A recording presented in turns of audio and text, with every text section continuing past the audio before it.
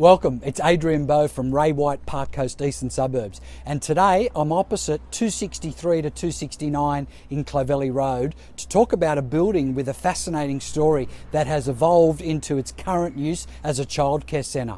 The 1930s saw a huge boom for the cinema industry, leading to a chain of movie theatres being established in Sydney called King's Theatres. The advent of speaking movies as opposed to silent movies led to a huge growth in audiences, and the cinemas enjoyed a great run of healthy profits between the Depression and World War II. The first King's Theatre had been established by Guy Crick when he took over the Mosman RSL. Crick was an architect himself, specialising in acoustic design, and in fact established an architect firm called Crick and First, which went on to design and build many more cinemas for other people after the King's Theatre Clovelly was built, their last theatre in the King's chain.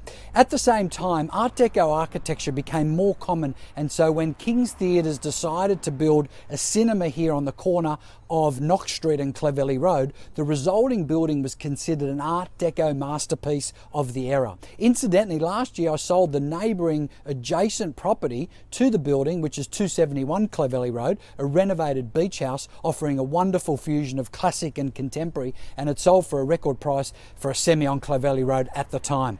Back to the cinema here, which opened on the 24th of June 1939, just at the start of the Second World War, with the movies If I Were King, starring Ronald Colman, and Burn 'Em Up O'Connor, starring Dennis O'Keefe. Capacity was 593 in the stalls, 168 in the front circle, and 184 in the rear circle. Amazing to think that many people back then would go to the cinema 2 or 3 times a week. Saturday was considered the big day of the week, as it would offer a double bill, and in later years, Fridays would become horror night.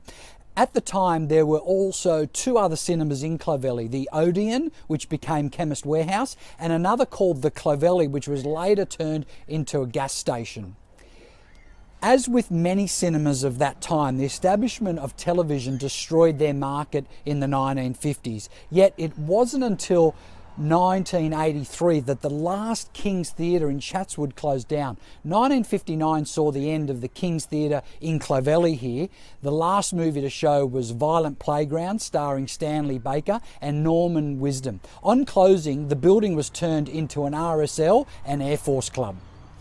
Then, after trading for multiple decades, the then president of the Clovelly RSL Club in 2012, Jim Rankin, was forced to close the club due to financial pressures, and after becoming derelict for over 4 years, in 2016 it was turned into the Roly-Poly Early Child Centre, which it is now. The renovation involved partial demolition, but the retention of the exterior of the old Art Deco building that housed the original cinema remained.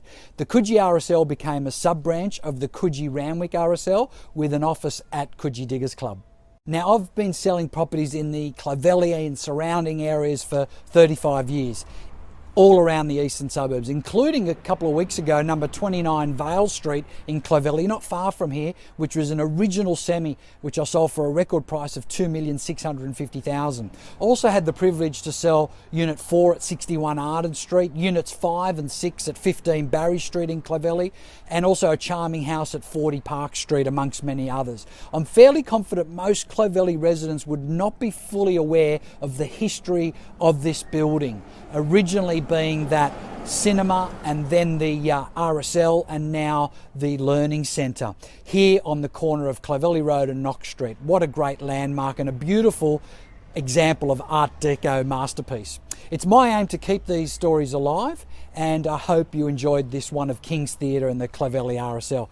Keep smiling, and always remember, your home is worth more with Adrian Bo.